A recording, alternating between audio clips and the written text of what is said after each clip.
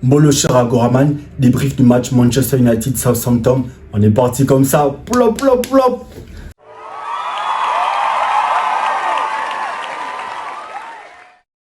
Très belle victoire les gars de Manchester United qui peuvent enchaîner aujourd'hui 6 points, qui peuvent enfin enchaîner leur deuxième match consécutif avec une victoire. Ça faisait vraiment plaisir de les voir jouer comme ça. Franchement, c'est vrai, Southampton a mis beaucoup ils ont vraiment beaucoup joué en mettant des bâtons dans les roues aux gars de Manchester, mais ils n'ont pas abdiqué, ils ont joué jusqu'à la fin. Franchement, c'était intéressant de les voir jouer.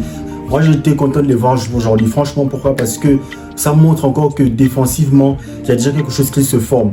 Aujourd'hui, je pense que United doit juste aller chercher un vrai latéral droit. Parce que ce n'est ni du côté de Wan-Bissaka, ni du côté de Dalot que United peut compter cette saison. Franchement, s'ils veulent aller prendre les premières places du championnat cette saison, je pense qu'ils doivent déjà se séparer non seulement de Wan-Bissaka mais aussi de Dalot, parce que c'est pas des latéraux. Aujourd'hui, on a besoin des latéraux qui peuvent te faire des passes décisives. Aujourd'hui, c'est vrai, Dalot fait la passe décisive pour Bruno Fernandes, mais c'est pas suffisant parce que défensivement, il se fait encore beaucoup prendre. Aujourd'hui, les joueurs de Southampton ont beaucoup pu passer et franchement, c'est pas normal. Même si vous reconnaissez la belle performance des gars de Southampton qui n'ont pas démérité, je prends le cas de Haribo qui a mis. Alors là, il a vraiment perturbé. Je prends aussi le cas de Mara. Ce sont les deux joueurs qui ont vraiment, ils ont donné du fil à retordre aux défenseurs mancuniens.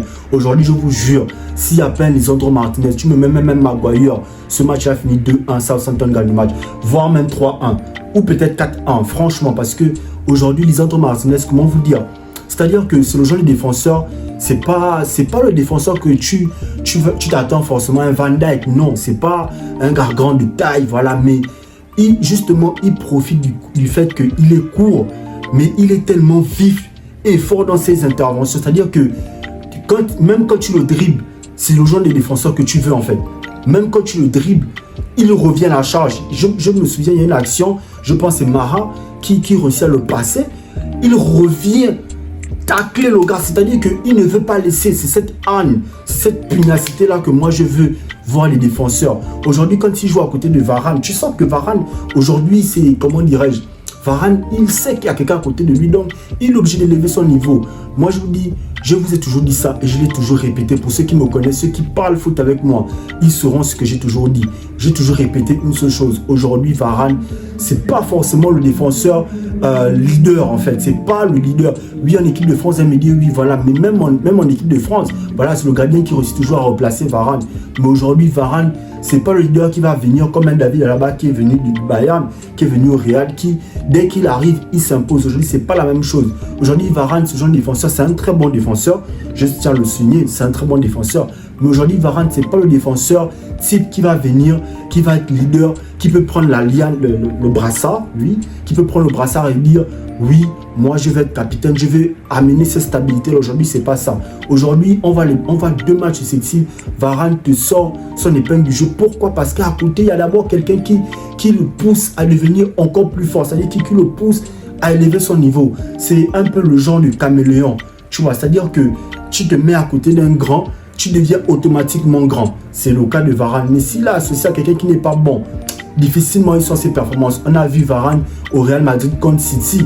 Aujourd'hui, on a vu ça en fait. On voit que il était associé avec Militao.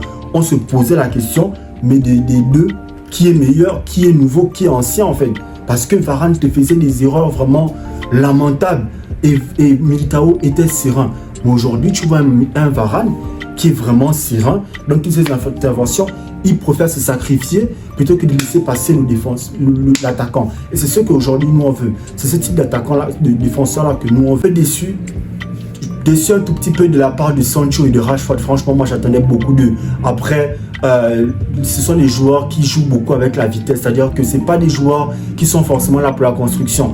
Pour ceux qui me connaissent un tout petit peu, ils savent que durant toute la saison dernière, j'ai vraiment défendu Rashford. Je l'ai défendu contre Van Zemare, mais aujourd'hui, je me suis rendu compte, comme ce que Mourinho disait, aujourd'hui, Rashford, c'est pas le joueur type qui va porter l'équipe. Mourinho disait mot pour mot, Rashford, ce n'est pas le joueur clé d'un club. Et il avait totalement raison en fait. Parce qu'aujourd'hui, moi, je me suis entêté, malgré toutes les personnes qui me disaient Rashford, c'est pas un joueur capable de débloquer la situation lorsque ton équipe est vraiment dominée. Je disais non, voilà, j'ai vu Rashford en Champions League contre Paris Saint-Germain. Quand tu analyses bien le jeu de Rashford, tu te rends compte qu'en fait, face à une équipe qui va jouer bas, qui va toujours jouer bas, qui va jouer défensif, Rashford ne va pas avoir des espaces. Aujourd'hui, quand tu regardes le jeu de Rashford et de Sancho, les deux ont joué sur le côté, mais tu te rends compte qu'il y a un qui s'en sort plus que l'autre. Pourquoi? Pourtant, ce sont les joueurs qui ont besoin d'espace, les deux.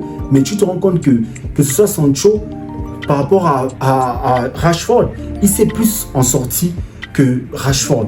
Donc moi, je suis désolé. Pour moi, franchement, ce match-là, j'attendais énormément le coach. Mais je pense qu'il va aligner pour un peu essayer d'apporter ce changement, de voir, parce qu'il ne peut pas aller avec le même 11 pour l'éternité, c'est pas possible. Il est obligé de voir faire entrer Van de Beek dans la rotation, Cristiano, Casemiro. Déjà, Casemiro, premier match, première minute de Casemiro, tu sens que le gars...